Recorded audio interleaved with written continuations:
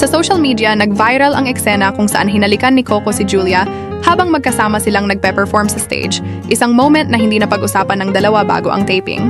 Ayon sa aktres, kilala sila ni Coco sa pagiging low profile sa kanilang relasyon, kaya mas nakapukaw ng atensyon ang naturang lips-to-lips na eksena. Ako rin nagulat. Wala talaga sa usapan namin iyon, ani Julia sa panayam. Sa performance, hinaharana ni Coco si Julia sa kantang Kasama Kang Tumanda at sinundan ito ni Julia sa pag-awit ng Grow Old With You bago naganap ang biglang pagtuka. Ani Julia, simpleng kulitan lang ang inaasahan niya sa stage.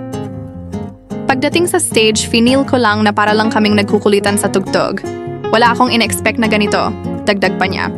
Dagdag ni Julia, ang biglang halik ni Coco ay naghatid ng kilig sa kanya, pero nanatiling natural ang reaksyon niya. Noong kinis niya ako, sumagot lang ako at na-realize ko, ay nasa stage tayo. Masaya lang na naibahagi namin sa publiko ang saya namin, pahayag niya. Tahimik at simple ang pagmamahalan ni na Julia at Coco Martin. Mas pinili nilang ilayo sa mata ng publiko ang kanilang relasyon.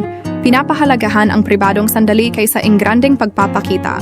Sa likod ng kamera at entablado, namamayani ang respeto, pagkakaibigan, at masayang kulitan na siyang pundasyon ng kanilang samahan. Kaya naman nang mag-viral ang biglaang halik sa stage, ipinakita nito na sa kabila ng kanilang pagiging low profile, tunay at masaya ang kanilang pagmamahalan, handang ibahagi sa publiko sa pinakanatural at tapat na paraan.